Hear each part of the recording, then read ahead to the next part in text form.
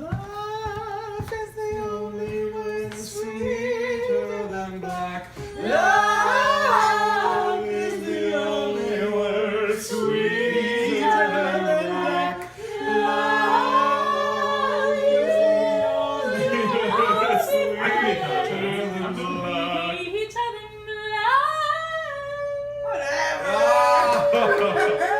John Blue. All right, here we are at my apartment in Philadelphia. You can hear all this noise. And as promised, everybody in the cast, except for our Glenda and Dwayne, is here. But they're just like surprised that I'm talking, but I'm really talking and they're just talking over me.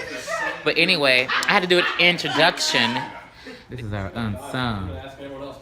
My character, Unsung, is a 15-year-old girl who grew up in Philly, who is trying to figure out how she can have an education, really, and how she can take care of her brothers, this family that she's made.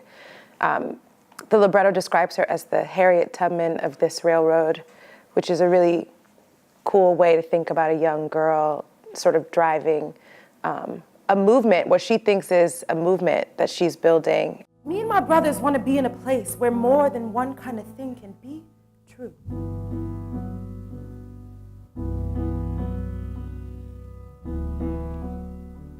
Is that not America, too? The Unsung is actually the youngest, or the second youngest. She's their little sister. But for some reason, when it comes to her relationship with the brothers, she's in charge. They trust her. I think she's a precocious young girl. She knows a lot. I get the sense that she's read every book in the library and was hoping to find another library and then couldn't get one, you know? She has a lot to say. She knows a lot about the world, or thinks she knows a lot about the world, and she's not gonna take no for an answer from anyone. And I think somehow she's managed to become the sort of alpha in the family, and they trust her. Her brothers trust her. For me, it was never a specific opera that made me fall in love with opera. It was actually in my voice lesson that an operatic sound came out of me. And I was probably 19 years old in Phoenix, Arizona, at my first college, Grand Canyon University. But when I first heard this sound come out of me, this powerful thing, I felt like a superhero. Because I could always sing. I sang in church. I was in a Christian boy band where we turned in-sync songs. We turned that we need to hear about. I know. Pause. We turned in-sync songs into Christian music, and it was crazy. And people loved it. John Henry he's one of the 4 Johns that's in this show. You have John Mack, John Little, John Henry, and John Blue. But Henry is the youngest of the brothers. When we first meet him, one of his first lines is, "This is my body, all the ladies want to play with it."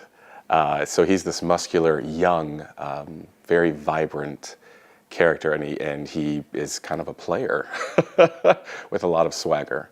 So we notice that right off the bat when we first meet him. When you see me on stage, I'm giving you all of me. Every moment, whether I'm in a good mood or a bad mood, I'm giving you all of me. John Blue is a 16-year-old female to male transgender person living in Philadelphia. And we first encounter John Blue at the very opening of the show. He sings the words, "You are gonna stay a while," and that's really how the show opens. I definitely think that there are challenges and a responsibility as a cisgendered man playing a transgender female to male person. I happen to have 2 transgender friends, and the thing that's really important to me is to make sure that I present and give this role the authenticity that it deserves and the truth and realistic things that are going on for a transgender person in this journey. And of course, I don't know what that journey is like because I don't have that journey, but I do have the journey of being an African-American gay man growing up in America, and I can play off of those challenges and things that I've been through. When I'm portraying roles of like Julius Caesar and I'm getting ready to do Ptolemaeo, these people that like are hella old. You know, like they are. Sometimes they're real people. Sometimes they aren't. And my experience in life is so far from Julius Caesar and Ptolemy, or even like I did a world premiere even of the first male voice in Wang Ro's piece. This could have been me. Like I said, and I've talked to my camera a couple days. It could have been me. I was born in 1985, and March 31st. My birthday's next week, and that's why I was able to get everybody to come. But my birthday's next week, and I could have been one of those children. John Little is a member of the Family Stand. He is the only Caucasian member of this contingent, and he found himself with this group having gone through the foster care system and having had to be defended by John Henry at some point during that ordeal. So, here's my perspective on this week. Like the whole week was summarized for me just now at the end of rehearsal when Bill T. Jones made his closing remarks, and he was in the middle of a sentence and he stopped and closed his eyes for literally a minute. A whole last minute.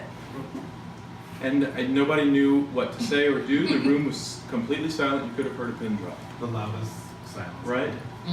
And then he opened his eyes and he said, "That was my teacher speaking to me." And so I thought about that moment when I walked by Independence Hall just now on 5th and Market in Philadelphia. Give us the Declaration of streets. Independence was signed. And I thought, it's just like pristine the way that it is maintained. And so why does the city go to such lengths to maintain that historic property? Because it's just bricks, right? It's bricks and mortar, but we maintain it and we respect it because of the ghosts that live there, because of the things that happen there. And I think that our ghosts in this story have just as much to say.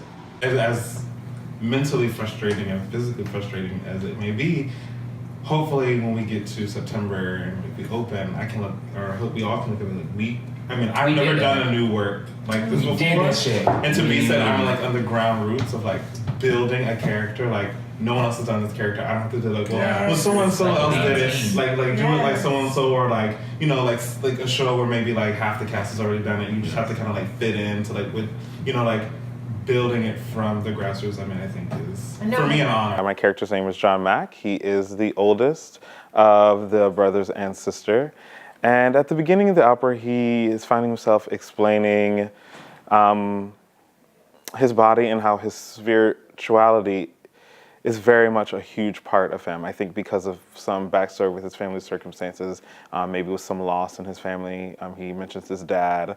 I think he tends to be actually maybe more of the brain. I think he's to be more analytical because his other siblings are a little bit younger, they tend to maybe more lead with their hearts instead of maybe thinking through maybe some of the consequences. I think he kind of looks at the long game as opposed to his siblings, maybe with the exception of Unsung.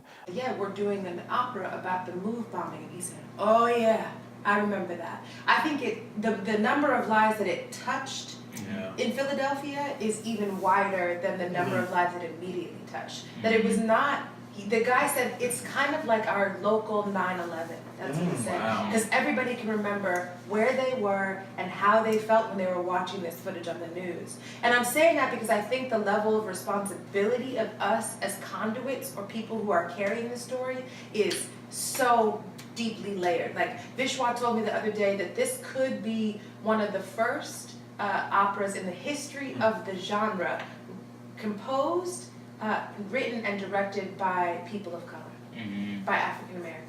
So there's that, on top of the fact that we're telling the true history of African Americans, right? On top of the fact that we are originating the roles for this kind of thing. I just feel like we are not just responsible for having a good performance.